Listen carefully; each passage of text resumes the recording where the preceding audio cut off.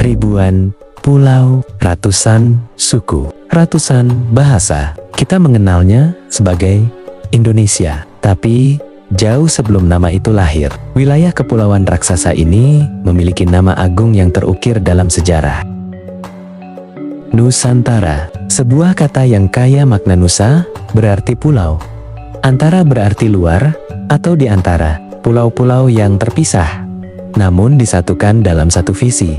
Selama ini, kita hanya mendengar satu nama besar yang kerap dihubungkan dengan istilah ini. Namun, tahukah Anda, gagasan besar tentang Nusantara jauh lebih kompleks, jauh lebih tua, dan melibatkan lebih dari satu sosok legendaris. Siapa sebenarnya penemu Nusantara? Apakah ia seorang panglima perang yang ambisius, seorang pujangga kerajaan yang cerdas, atau apakah Nusantara ditemukan oleh seseorang, atau justru dibentuk oleh sejarah itu sendiri?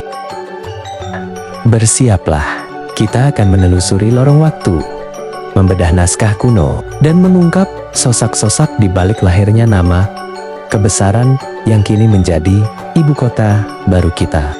Jangan skip video ini, karena di akhir nanti Anda akan menemukan jawaban yang mungkin tidak pernah diajarkan di bangku sekolah. Like video ini jika Anda siap disajikan sejarah yang sesungguhnya, dan subscribe untuk terus mendukung kami mengungkap rahasia peradaban.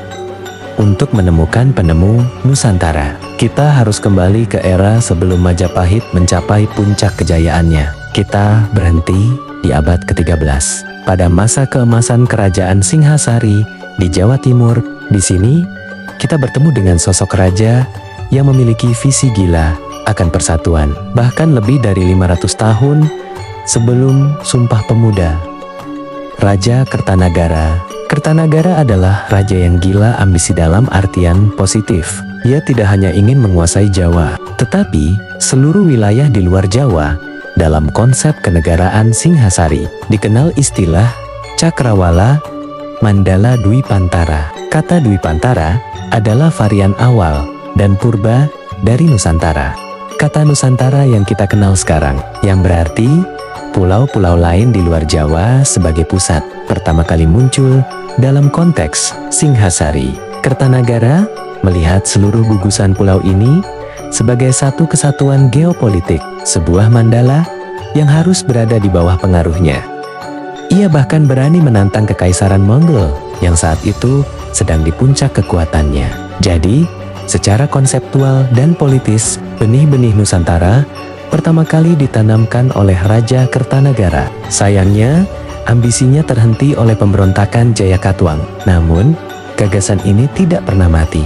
Ia diwariskan kepada kerajaan penerusnya. Sekarang, kita beralih ke masa yang paling dikenal, Kerajaan Majapahit di abad ke-14. Jika Kertanagara adalah pencetus konsep, maka orang inilah yang menjadi pemasyhur legendaris istilah Nusantara. Dialah Mahapatih Gajah Mada pada tahun 1336 Masehi di hadapan Ratu Tribhuwana Tunggadewi. Gajah Mada mengucapkan sumpah yang mengubah alur sejarah.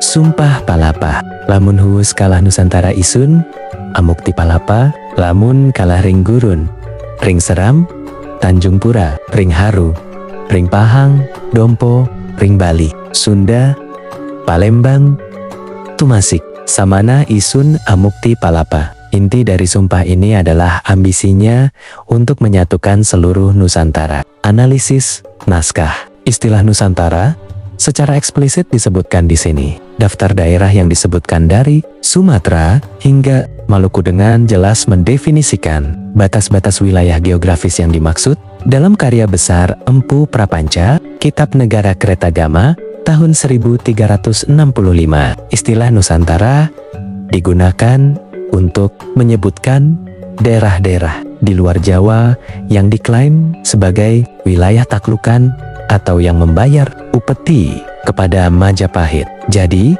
Gajah Mada bukanlah penemu katanya, melainkan arsitek geopolitik yang mewujudkan dan mempopulerkan konsep Nusantara secara definitif, menjadikannya sebuah realitas politik terbesar yang pernah ada di wilayah ini. Dialah yang menjadikan kata Nusantara bersinonim dengan kesatuan kepulauan yang dikuasai oleh satu pusat peradaban. Kita sudah punya pencetus konsep Kertanagara dan pemasyhur Gajah Mada. Tapi, pertanyaan fundamentalnya adalah, siapa yang pertama kali menyusun kata Nusa dan Antara menjadi Nusantara? Sejujurnya, tidak ada satu orang pun yang dapat kita tunjuk dan sebut sebagai penemu kata Nusantara.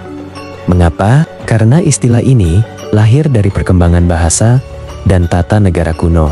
Nusa, pulau bahasa Jawa kuno atau Sanskerta. Antara, luar, di antara bahasa Jawa kuno atau Sanskerta, Nusantara.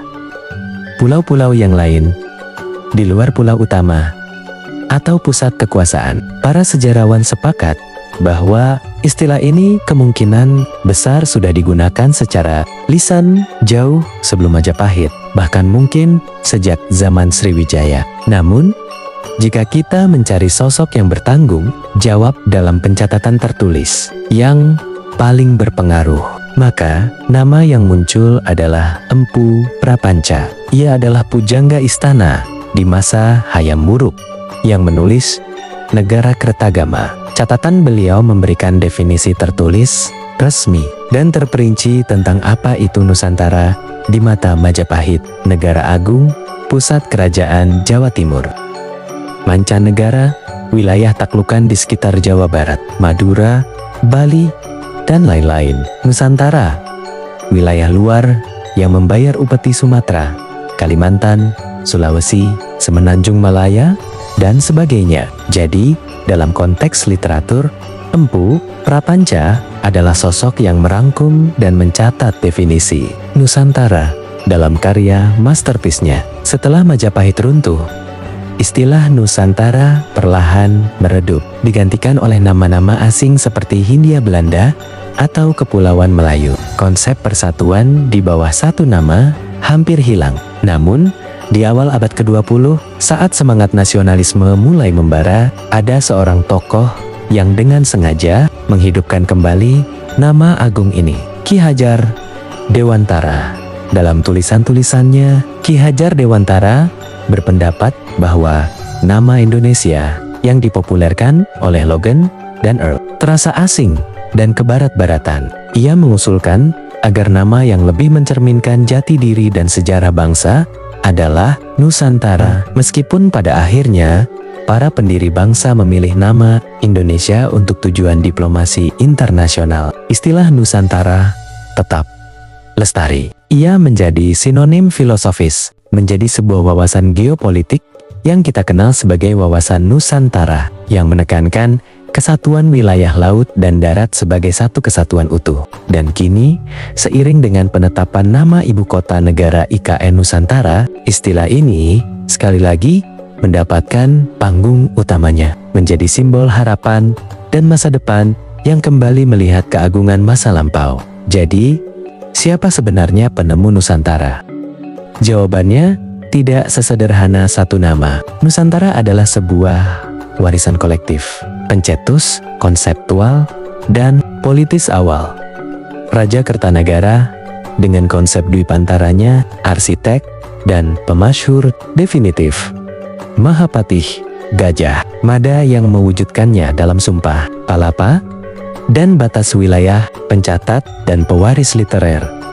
Empu Prapanca yang mengabadikannya dalam Negara Kertagama, penghidup kembali modern, Ki Hajar Dewantara yang memperjuangkannya di era pergerakan nasional. Nusantara bukanlah sekadar nama atau kumpulan pulau. Nusantara adalah cita-cita politik, wawasan kesatuan, dan ingatan kolektif yang melintasi ribuan tahun. Sejarah menunjukkan, sebuah konsep besar tidak pernah dilahirkan oleh satu individu, melainkan dipupuk oleh generasi visioner. Nusantara adalah bukti bahwa jauh sebelum kolonialisme, nenek moyang kita sudah memiliki kesadaran akan satu kesatuan geografis dan kultural yang agung.